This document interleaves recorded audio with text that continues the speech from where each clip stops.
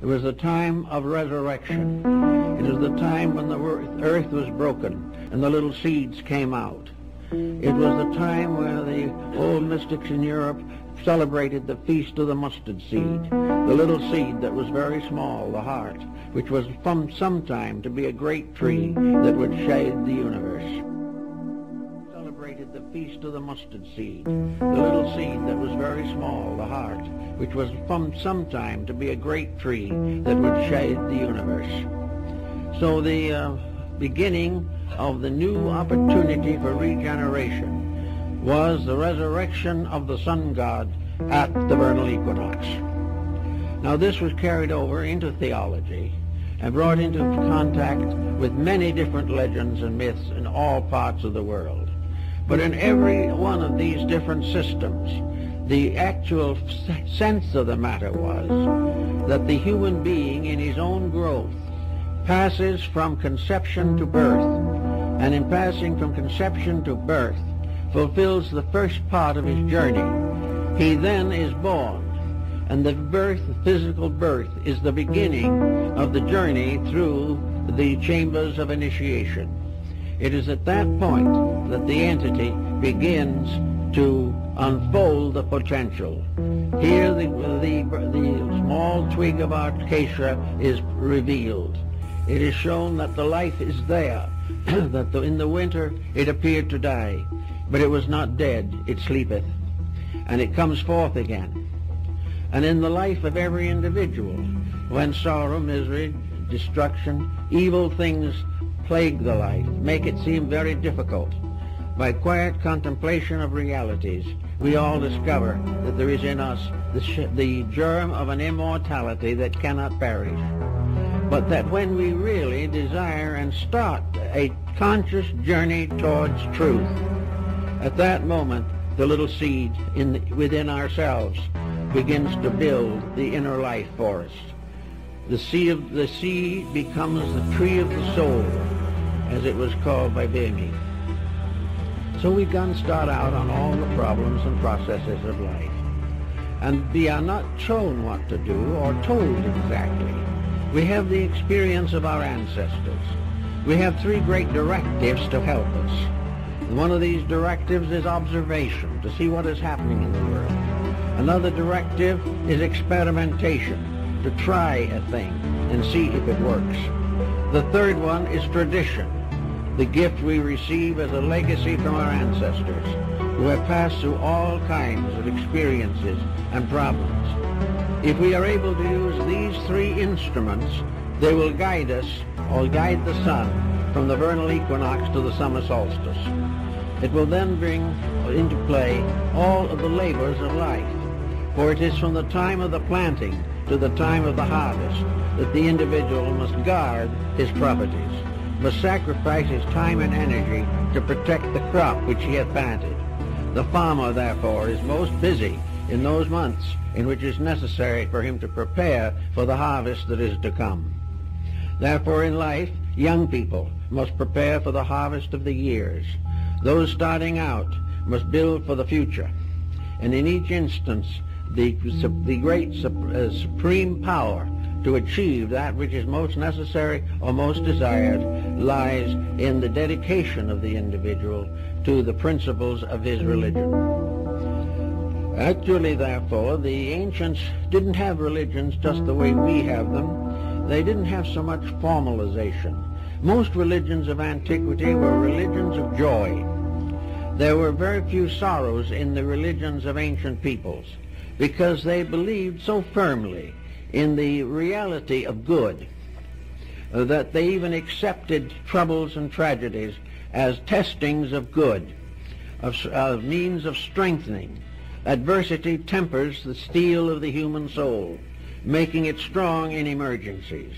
And the old peoples of the worlds of long ago accepted many of the problems that we reject simply because they realized they were part of life.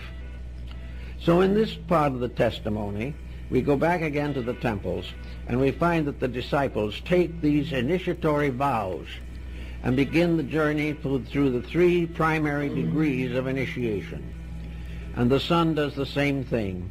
in the three primary degrees between the testing of the soul and the entry of the cycle, the sun cycle, into Capricorn. Here we find three definite efforts made to prepare the individual for the three great steps that he must take later. Here he is supposed to conquer the three parts of himself which are subject to the stress of initiation: the body, the heart, and the mind. For the body, he must discipline the flesh until it becomes serviceable as an instrument, to give it all care that is necessary. No legitimate system of ancient religion ever tormented or tortured the body for purification. It was simplified. All the luxuries might be eliminated, but it was necessary to protect the body because it was the contact with the world of experience, and without that, the great trip could not be successfully made. After the body was obedient to the will and to the heart, then the second step was the purification of the emotions of the heart. Here the individual had to generate a new discipline upon the emotional life of himself. He must purify his affections. He must control his appetites. He must have all kinds of hope and a positive and constructive emotions. He must gradually overcome criticism. He must cure the causes of neuroses and things of this nature. So that actually the second step in the three steps was to gain control of all pressures which arise through illusion and fantasy within the life of the person. Then the third step consisted of the purification of the mind. The mind, so that it could be no longer a problem to the life of the person. The purification of thought included, of course, complete overcoming of selfishness, self-interest, pride, all of the arrogances, and all of the worldly values which many people cling to so tenaciously. In other words, the mind must be detached from everything which will not survive after the body dies. We are to take with us in the mind only that which is not dependent upon the body, but is dependent upon the insight of the individual himself. Now, having accomplished these three labors over these three signs, the individual has become gradually cleared of some of the problems which we face today, because in these recent times we have lost contact almost entirely with this concept. We are no longer in the position to understand just what all this adds up to.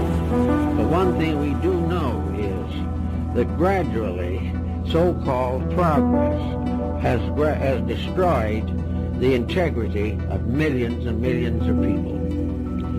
We are no longer able or willing to use the body and the physical embodiment for the improvement of nature, for the strengthening of character, for the extensions of knowledge, and through the birth and rebirth within ourselves of those elements and factors and parts which are necessary to our perfection. We have therefore gradually changed our Father's house into a place of merchandise.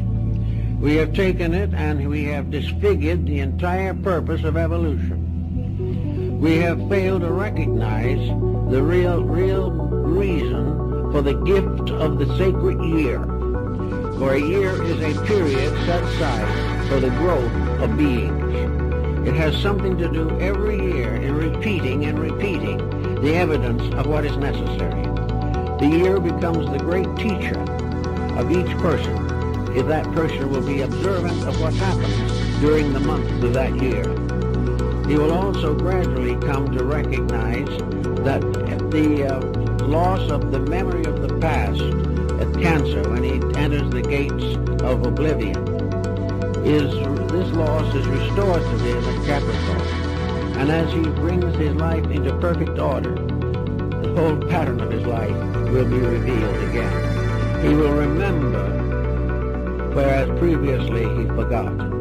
Previously he forgot his divinity and remembered only the humanity that was being born in him. At Capricorn, He is no longer locked into the memory of material things, but restores his memory of the divine world from which he came. So the year is a very great symbol of things, a symbol that we all could do something about. If, however, we imagine for a moment that this whole pattern, this astrotheology, does have a meaning that is more profound than we realize, we know that it was protected in one way or another, so that the human being who was not prepared to receive it would not be likely to gain a knowledge which would damage him. But now everything has more or less changed. The old systems have gone away. There are still traces of them, and some very good older systems still function. But for the most part, people today have no consideration for the consequences of action, and they have no realization of indebtedness to the universe, a debt which must be paid by conduct. While this condition remains as it is, we have some of the great tragedies of life. At some time in the remote past, for example, science, which was in the hands of a very exclusive group, not exclusive in the sense of snobbish, but exclusive in the sense of knowing, informed.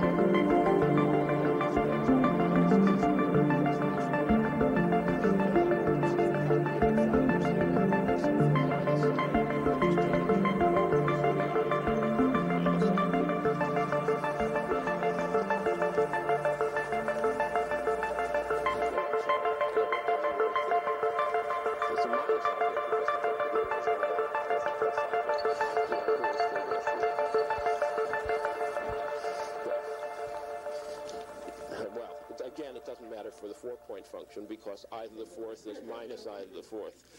But I want to construct the argument so you can see easily how trivial the generalization is to n particle into n particles. So if I will have proved this, I will be heard. Does everyone agree with that? Okay, good. Now I will go to the task of one person is like the Soviet Union. One person he represents the people.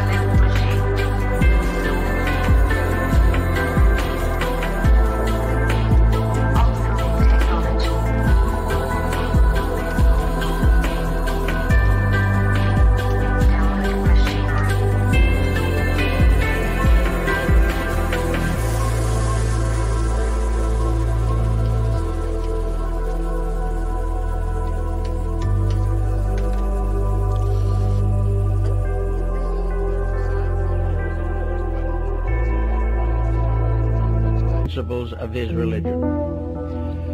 Actually, therefore, the ancients didn't have religions just the way we have them. They didn't have so much formalism.